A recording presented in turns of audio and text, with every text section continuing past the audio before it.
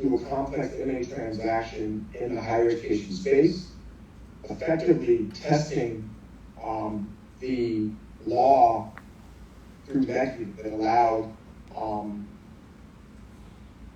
not-for-profit education companies to transform into for-profits and therefore become freely transferable and assignable. That, in and of itself, our industry, was a landmark transaction, and so in some respects it's befitting that our exit from the market also featured a landmark transaction. Having come into Brazil in 2005 as one institution or more than me, we then built a national network of top quality higher education institutions as far north as Manaus, all the way to the south in Porto Alegre. As a snapshot, as you can see, our highlights at the time of sale, we had 11 entities, so 11 different institutions, and really, at one point there were probably 13 or 14, but over time we merged some institutions to become better institutions. In the quarter where we effectively started the sale, we had over 50 campuses. We had over 500 polos for Excel at Estancia. At one point, we had as many as 280,000 students, although that number always fluctuates, so you can see the number, the official number was 267,000. We had $2.1 billion in net revenue, and we had EBITDA $413 million on a yearly basis. Next slide.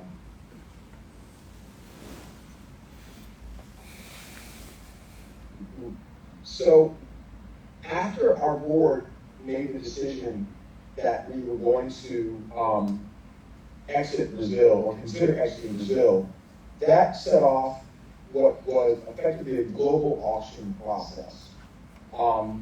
As a global player in more than 30 countries, you might imagine that we were often confronted by people interested in one or more of our assets. Or countries of operation, Brazil is no different. So when thinking about the landmark nature of this transaction, it truly was an international transaction where we were bringing in buyers, potential buyers from all over the world, from China, from Europe, other parts of Latin America, inside Brazil, getting them into the auction process. The value proposition for this transaction is what we refer to as the market shift, which is the market in higher ed is moving from an even less decentralized market, we call that phase one when we came in 2005, to a sense that perhaps we would have what we refer to as national players. And in that respect, as you know, there were two very large national players, and so the question from a market competition standpoint is, can anybody compete with them, both in terms of quality and size? And the way to do that is clearly to have smaller players come together to form a larger player. However, that implicitly included antitrust concerns.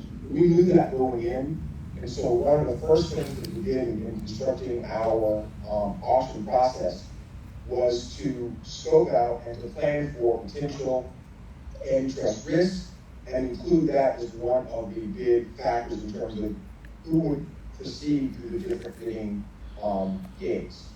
The second thing that was really important about this transaction was, as a company that was exiting the market, we thought it was extremely important that we truly exit. In other words, we wanted to minimize the opportunity to have, or the risk to have, litigation that extended well past the sale. And the best way to do that is what I refer to as an old school concept of having bidders value contingent liabilities in the bid price, so that there really is a clean break. So antitrust, Keystone, no liability going forward with the other Keystone. And those were the two pillars of everyone who needed to go forward in the transaction. Next slide. So, in summary, I'd like to hit these 3 points so that you maybe can understand the different phases of the transaction. So first, we had an incredibly complex diligence, whereby, again, supporting the no indemnification nature we engaged in deep, open, transparent diligence with all of the final stage bidders.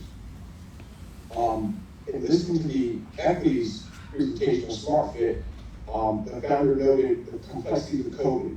We too had complexities of COVID, and for two reasons. One, similarly, it wasn't clear what the business was going to look like post-COVID, and therefore it could make it harder to value the business. That was the first most important thing. However, in our case, we showed our resilience, which is to say that we were able to take countrywide operations online within a week and be up and running, fully functional, which effectively preserved and improved our quality of the asset, and we were able to show that to the bidders. The second part of the local diligence, the third one, which talks about the incredibly complex team that we had for this. We had two major law firms in Brazil who would work with us as our partners throughout our entire time in Brazil. We had our U.S. counsel, because as you may know, we were also conducting other transactions, and those had to be coordinated with the other transactions outside of that we were doing. We also had an enormous amount of tax consideration, both locally and globally. And of course, we were coordinating with the antitrust aspect, so we were engaging not only diligence and M&A counsel from the hires, but also engaging their antitrust counsel. So it was truly a complex group of advisors, and of course accessorized by the investment bankers who were working for all the bidders and for us. Finally, because we were so transparent and we employed something that we don't think had ever been done before in a bid process, which is the go shop clause, we also had the plan for litigation, because we had appreciated in advance the fact that no one had really, to our knowledge, had ever done this before, and so we had to have our litigators prepare us in the way the go shop was written and negotiated for potential litigation. And in fact, litigation ensued during the go shop period, and I think it was a credit to our litigation attorneys in pre-planning that we were able to prevail in the initial stages of the litigation, which then facilitated an amicable settlement among all the parties. The initial winning bidder, SARE, and the ultimate winning bidder, ANIMA, and that's really what made this transaction what we refer to as a landmark transaction or an industry-leading transaction, because at every phase there was something unique that we will get into in a second, and also the level of coordination and transparency is something that I don't think had been seen in our industry before. Usually these deals kind of came out of nowhere, and people were surprised, but in this case, people had been expecting us to make this sale, and it took a long time to facilitate and complete this deal given this level of complexity and the entrance of COVID. Let me now turn it over to my colleague, Laura, who will give a little bit more of the details, and I look forward to your questions. Indo aqui pouquinho nos detalhes, então foi uma transação longa, né, aconteceu toda remotamente, como várias outras aqui no mundo de Covid, com vários assessores dos dois lados, e o primeiro passo dessa transação, quando a gente estava com um único líder, que foi a saída educacional, um dos features interessantes é que a Laureate era maior que a saída educacional, e uma parte significativa do preço é ser pago com ações, de forma que a Laureate, ou na verdade seus acionistas, as ações iam ser distribuídas aos acionistas públicos, listados. A Laureate é uma companhia listada aqui na New York Stock Exchange. Os acionistas receberam 44%. Existe uma preocupação por parte do grupo de controle da SER de que a Laureate não passasse a ser a controladora, e não era nem interesse da Laureate ser a controladora. Então, a gente negociou uma série de coisas que são bastante incomuns e únicas, por exemplo, uma limitação do voto. Então, a Laureate, enquanto distribuísse as ações para os seus acionistas, tinha um certo período que era uma troca das ações por questões fiscais e de direito de valores imobiliários dos Estados Unidos, ela podia votar no máximo 7,5% dessas ações. Então, isso foi muito interessante, até foi mal interpretado pela imprensa, como uma coisa, negativa. Na verdade, era uma questão negocial positiva pela transação que estava sendo considerada. A transação foi assinada no dia 13 de setembro de 2020, né? Então, exatamente 2 anos atrás, está fazendo aniversário. Incrível, né? Por coincidência, tá no próximo slide, por favor. Existiria uma compra, depois seria feita uma combinação desses 2 negócios, e a SER, né, porque exatamente o prazo que a gente tinha que esperar, a SER tinha que se listar nos Estados Unidos, né, criar um programa de ADRs nível 3, e aí essas ações seriam distribuídas para os acionistas da Laureate americanos. Algumas limitações de vendas, então isso também foi extremamente negociado, no máximo de vendas que podiam ser feitas em um determinado período para você evitar uma depreciação, né, um dump das ações por conta dos acionistas da Laureate. Isso foi bastante interessante e bastante negociado, e fez com que a negociação fosse realmente muito longa, né, sempre muito construtiva e muito útil, porque são pontos muito complexos e de certa forma, sem muitos precedentes, né, que a gente podia se basear. Vamos adiante, porque eu tenho só 2 minutos aqui, 3 minutos para terminar. O valor total da transação com cerca de um pouco menos de 4 bilhões de reais, a porção em caixa 1,7 bilhões e a porção em ações fazia o valor remanescente. Vamos por mais gente, Marcos, por favor. O Gold Shop ele era muito interessante, porque realmente o nosso conhecimento foi a primeira vez que aconteceu, né, foi a primeira vez que foi inserida no contrato brasileiro no nosso conhecimento, e foi uma das poucas vezes que o Gold Shop efetivamente ocorreu com sucesso globalmente, né? Isso é muito incomum de acontecer, não só no Brasil, mas em qualquer país do mundo. Inclusive, quando a gente conversava com os assessores norte-americanos, que é o Simpson Thatcher, eles falam: olha, isso aqui é muito raro de acontecer, a gente não sabe bem, né, como lidar aqui, porque é uma coisa incomum. Então, basicamente, nós negociamos uma cláusula que, depois de assinado o negócio e anunciado para ser, nós tínhamos 30 dias para conseguir uma oferta que o board da Laureate considerasse uma oferta melhor. E tinha que ser uma oferta sem qualquer condicionante, uma oferta firme, uma oferta, enfim, e um prazo de 30 dias, que era bastante curto. Ele terminava no dia 13 de outubro, e nesse período nós efetivamente conseguimos, né, não uma, mas mais do que uma oferta, mas uma delas foi considerada pelo board da Laureate a melhor oferta, que era uma oferta da Anima. E se houvesse essa oferta melhor, ela tinha o direito de match, né, de dar o mesmo preço, ou de desistir do negócio e receber uma compensação de 180 milhões de reais. Só acrescentando que nesse período dos 30 dias, os interessados precisariam fazer diligência e negociar contrato, né? Então, assim, era um prazo extremamente curto para conseguir executar em 30 dias, além da multa de 180 milhões que eles precisariam arcar como compensação para ser. Perfeito. Não, ótimo do Marcos. Então, nesse período de 30 dias, a gente tinha esse monte de assessores, a gente dividiu para conquistar. Cada assessor falava com um dos interessados. Existiam 3 interessados firmes que estavam negociando as SPA, fazendo due diligence, num prazo de 30 dias para ter uma oferta firme, negociando financiamento com bancos, etc. Vamos para o próximo, por favor, Marcos. Terminado o prazo, e quando a gente notificou a SER disse que, na verdade, não tinha sido feito da forma correta. Nós ressubmetemos, enfim, eram umas questões mais técnicas de qual informação tinha sido colocada, redacted, colocada sem confidencialidade. Enfim, então nós ressubmetemos todos os documentos no dia 15. E vamos para o próximo slide, por favor. No dia 20 era o período máximo que a SER tinha para, enfim, match, fazer uma oferta similar.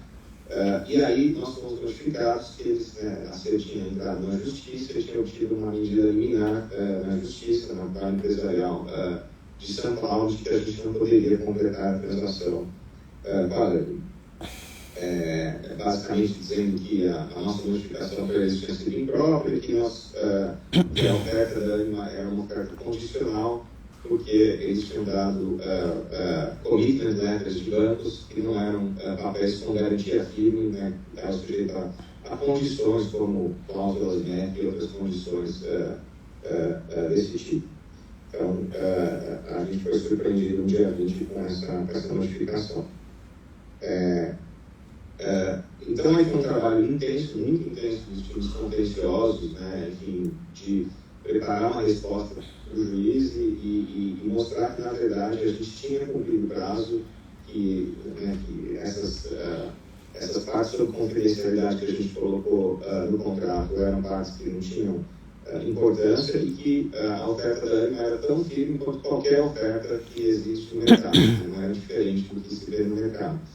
E muito interessante, o próprio juiz, o mesmo juiz, né, da Vale Empresarial de São Paulo, ele reverteu a própria liminar. Também é muito raro de acontecer, porque, em geral, o juiz prefere que a liminar dele seja revertida pelo tribunal, mas ele viu que ele tinha dado a liminar, talvez, com uma informação incompleta, então ele decidiu mudar de ideia e deixar o negócio seguir.